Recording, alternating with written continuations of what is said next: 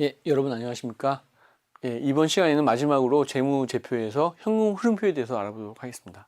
현금 흐름표가 되게 중요한데요. 왜냐? 절대 투자해서는 안 되는 기업을 우리는 현금 흐름표를 통해서 충분히 알 수가 있습니다. 그래서 현금 흐름표가 대단히 중요하다.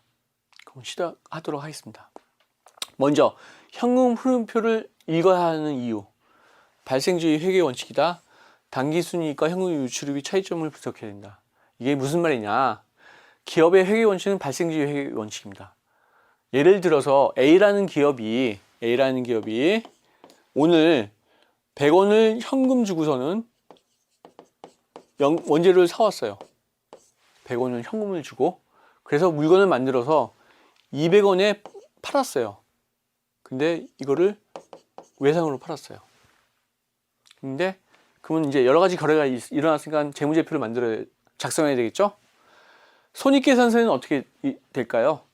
매출이 200억이고 비용, 다른 비용은 없다고 계산을 해볼게요. 단순하게.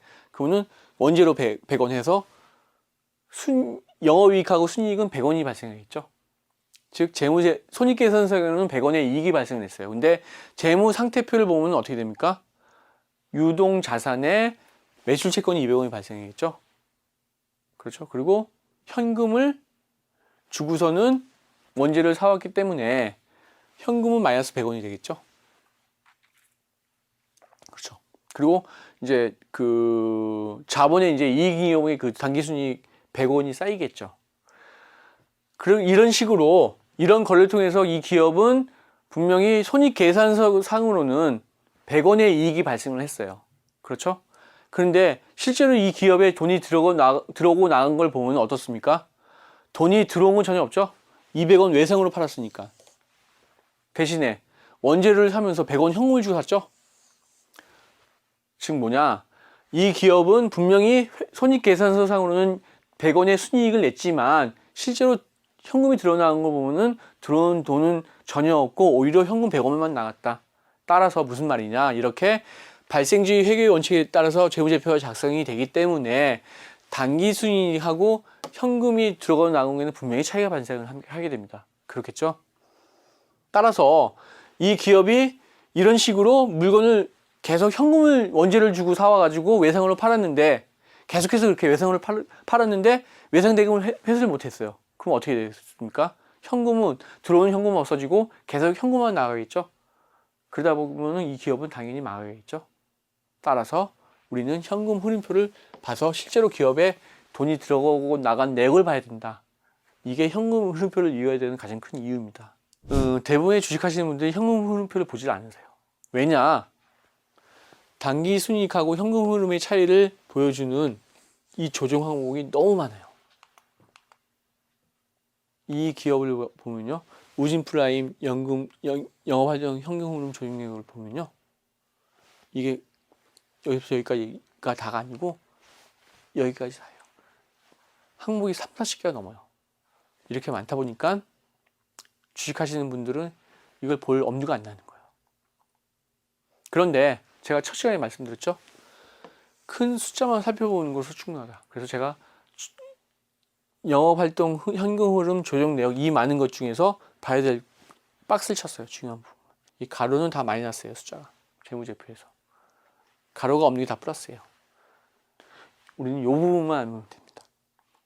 계속 말씀을 드릴게요. 여기 보면은 조정 작업이라고 했잖아요. 응? 조정. 이 조정이 뭐냐? 이렇게 아까 처음에 예를 들어서 설명드렸잖아요. 분명히 단기 순이익이 100억이 났는데 실제로 현금 흐름을 봤더니 마이너스 100억이었다. 이렇게 단기 순이익하고 영업활동 현금 흐름에는 차이가 발생한다. 그래서 조정 작업이라는 게 뭐냐? 어디에서 얼마만큼 차이가 나는지를 보여주는 상세 내역이에요. 이게 다 어떤 부분에서 차이가 나는지를 보여주는 거예요.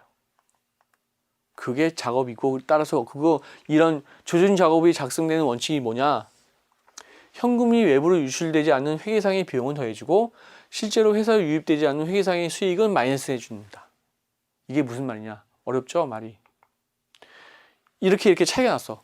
실제로 단기순이익하고 실제 있는 현금 쌓인 게. 그래서 어떤 부분에서 차이가 나는지 봤더니 회계상으로는 비용으로 처리가 돼가지고 여기서 빼줬는데 실제로는 현금 유출이 없었어. 그런 비용들은 어떻게 했습니까? 지금 현재 기업에 현금이 남아 있겠죠? 그런 것들은 다 이 조정 작업에서 더해 주는 거예요. 이런 것들. 플러스인 건 다 더해 주는 거예요. 반대로 이 손익계산서 작성할 때는 이익으로 잡았어요. 쌓이는 것처럼 잡았는데 실제로는 현금 유입이 없었어요. 이런 것은 덜어내야지만 실제로 남아있는 현금은 정확한 현금을 알 수 있겠죠. 그래서 이 조정 작업에서 이렇게 마이너스 친 것들, 이런 것들은 실제로 돈이 들어오지 않았던 수익은 다 빼주는 거예요. 이해가 되시죠? 이게 바로 조정 작업이에요. 그래서 조정 작업은 외부로 유출되지 않은 회계상의 비용을 더해주고 유입되지 않은 수익은 빼준다. 요것만 기억을 하시면 될 것 같아요. 그래서 이런 원칙에 의해서 작성이 된다. 그래서 말씀드린 대로 영업활동 현금흐름은 단기순이익하고의 차이점을 보는 거다. 그래서 영업활동 현금 흐름의 출발점은 단기순이익이다. 그렇죠. 보면 영업활동 현금이고 바로 단기순이익이 나와요. 그리고 이런 조정 작업을 통해서 얼마만큼 차이가 나는지를 보여준다. 그래서 보면은 이렇게 조정 내용이 많다.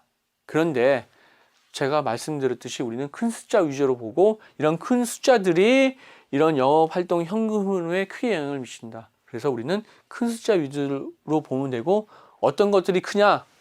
법인세 비용, 감가상각비, 이자 비용 이런 것들이 크다.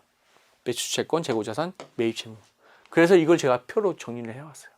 그래서 앞으로 재무제표를 특히 현금 흐름표, 재무제표 주석을 보실 때는 그 영업활동 현금 흐름 조정 내용에서는 요거만 보시면 되세요. 이 많은 걸 다 볼 필요가 없으세요. 요거만 보면은 볼만 하시겠죠. 그래서 매출채권, 매입채무, 재고자산, 감가상각비, 이자 비용, 법인세 비용 요 6개만 알면 되세요. 그래서 이 각각이 어떻게 영업활동 현금에 영향을 미치는지 보면은 매출채권은 외상을 무급한 거죠. 그래서 그만큼 증가를 하면은 즉 물건을 팔고 현금을 받지 못했다는 얘기죠. 증가를 했어. 그래서 그 증가한 금액만큼 기업의 이쪽 영업활동 현금 흐름에 쌓인 돈에 마이너스 영향을 미치겠죠. 반대로 감소를 했다. 그 얘기는 뭐였죠? 현금으로 해소했다는 얘기죠. 그러니까 감소 금액만큼 영업활동 현금에 플러스 기여를 한다. 이해가 되시죠? 매입채무는 반대겠죠. 매출채권과 매입채무가 증가를 해야 물건을 원재료를 사오면서 현금이 아니고 외상으로 사왔다. 그래서 그만큼 현금이 회사에 쌓여 있다. 플러스 효과. 반대로 매입채무가 감소했다. 외상 대금을 갚았다는 얘기죠. 현금 주고. 그래서 감소 금액만큼 마이너스 영향을 미칩니다. 이해가 되시죠?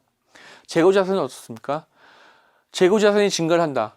지금 물건을 만들었는데 팔지를 못했어. 그래서 증가 금액만큼 마이너스 효과가 있는 거고요. 감소를 했다. 물건을 팔았다는 얘기죠. 팔았으니까 현금을 회수해가지고 플러스 효과. 그리고 이 감가상각비는 그때 감가상각비 부분 말씀을 드리면서 얘기했죠.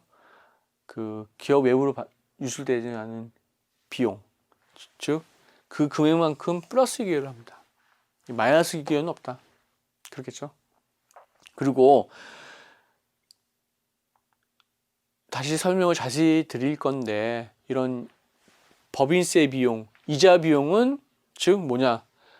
실제로 외부로 유출되지 않은 비용, 이런 이자 비용, 법인세 비용은 플러스 효과가 있고 실제로 기업 외부로 유출된 이자 지급, 법인세 납부분 마이너스 영향을 미칩니다. 근데 요 두 개는 금액 규모가 비슷해요. 그래서 이제 정리를 해드릴게요. 뭐냐? 매출채권과 매입채무는 증가와 반복을 감소한다. 그렇겠죠? 외상으로 팔면 회수할 테고 또 외상으로 원재를 구매했으면 갚아야 되겠죠. 그래서 장기적으로 영향력을 줍니다. 그렇겠죠? 영업활동 현금에 미친 영향이.